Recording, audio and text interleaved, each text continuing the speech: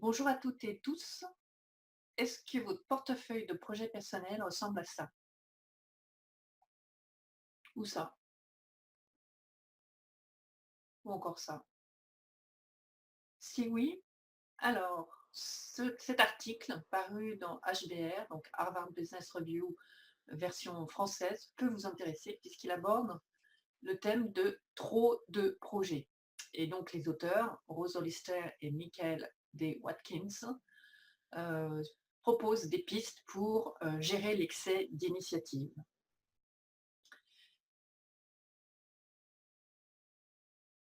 C'est donc paru dans le Business Review France, donc dans le numéro de février-mars 2019.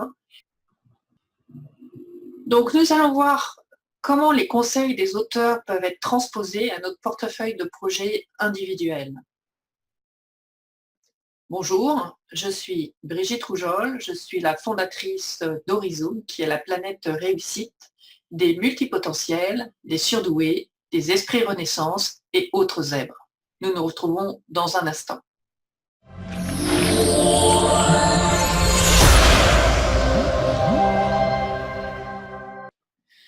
Les auteurs font un constat du problème suivant. La plupart des entreprises ont du mal à enterrer leurs initiatives, même celles qui ne correspondent plus à leur stratégie, car inconscients de l'impact cumulé ou peu disposés à mettre fin à leurs projets favoris, ou les deux, les dirigeants accumulent toujours plus de projets, pensant que les managers et leurs équipes pourront tout absorber.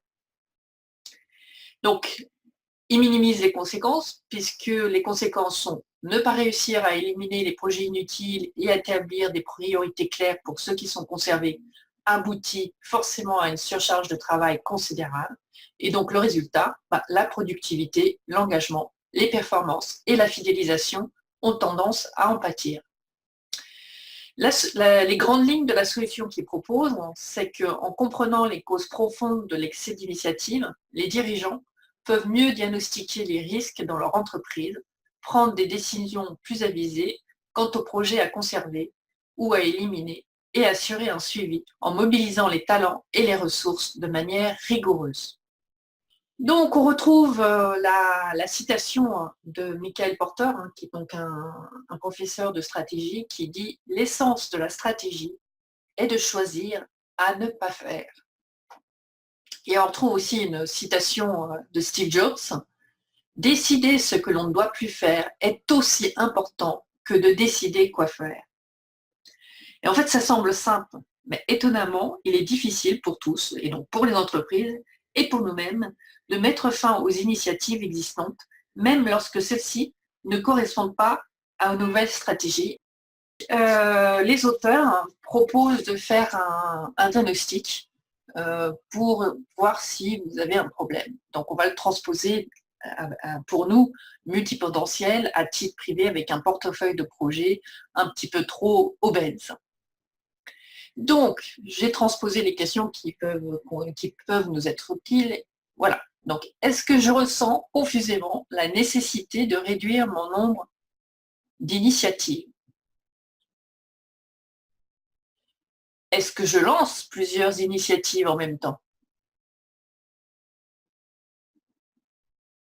Est-ce que ces initiatives sont lancées sans indicateur de réussite? Est-ce que ces initiatives sont lancées quand les ressources sont déjà limitées? Mon temps, mon argent, mon énergie? Est-ce que le nombre d'initiatives a une incidence négative sur ma productivité et ma priorisation?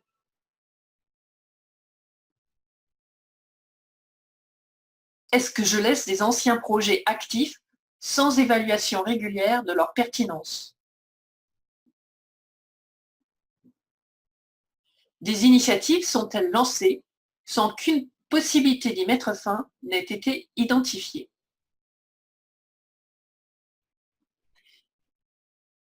Si vous avez répondu oui à la majorité de ces questions, c'est que votre portefeuille de projet est obèse. Donc, les causes du problème, quelles sont-elles? Il y a un effet multiplicateur.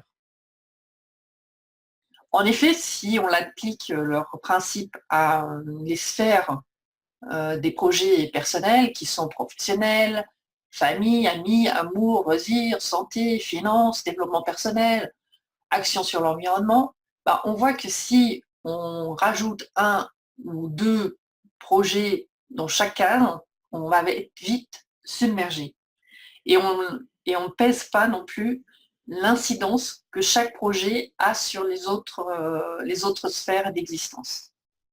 Les auteurs abordent la notion de mandat non financier, c'est-à-dire que c'est par exemple les politiques qui créent des lois et qui ne les financent pas. Et donc, on se retrouve à avoir des objectifs et des projets inatteignables faute de ressources. Donc, dans notre cas, ça s'applique de la même façon. Est-ce que vous avez les ressources, l'énergie, le temps dédiés à ces projets?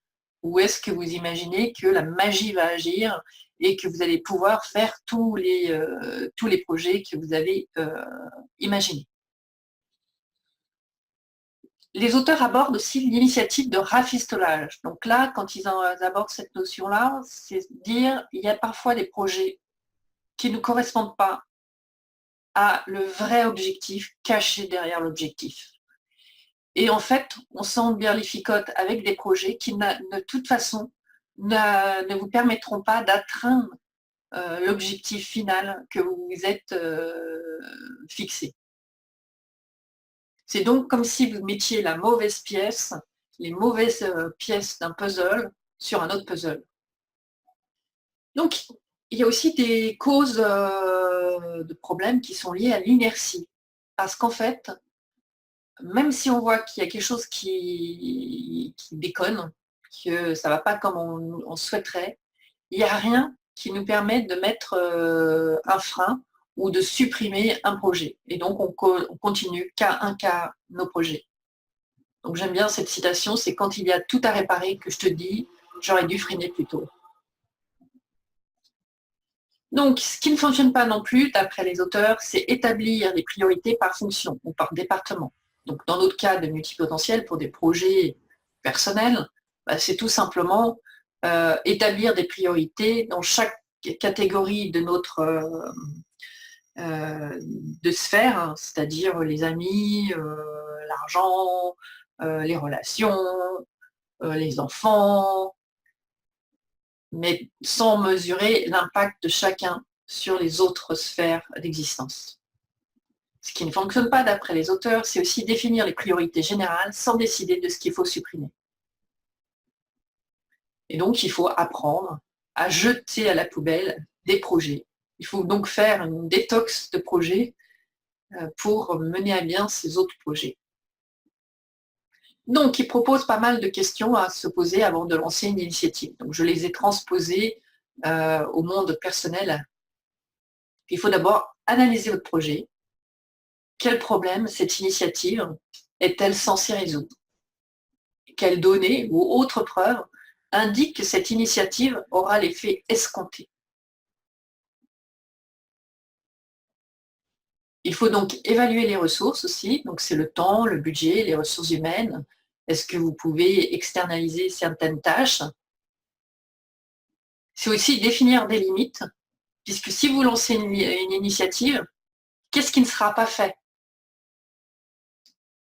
Donc, quels sont le processus et le calendrier de fin de votre initiative?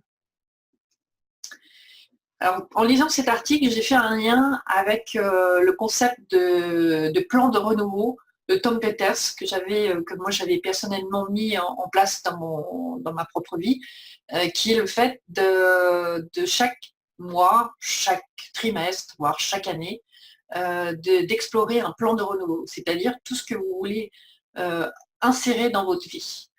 Et l'article que je viens de vous lister, de Harvard, me dit qu'il faut aussi le conjuguer avec un plan détox, c'est-à-dire quels sont les projets que vous allez mettre en œuvre et à contrario, quels sont les objectifs ou les projets que vous aviez mis en stand-by, qui sont là, latents, qui n'avancent pas autant que vous voulez et qu'il va falloir carrément supprimer. Donc c'est ce que j'appellerais le plan détox. Ça vous fait peut-être penser, si vous aussi vous connaissez bien la méthode Getting Things Done, donc le best-seller de David Allen, qui a été traduit en français par S'organiser pour réussir. C'est le concept de la liste un jour peut-être. Et donc de tenir à jour tous les projets, toutes les initiatives qui vous semblent intéressantes sans les mettre en œuvre. Et donc de tenir en fait cette liste vous permet de garder un œil sur ce qui vous fait envie, ce qui vous intéresse, tout en étant très vigilant sur la liste de projets actifs.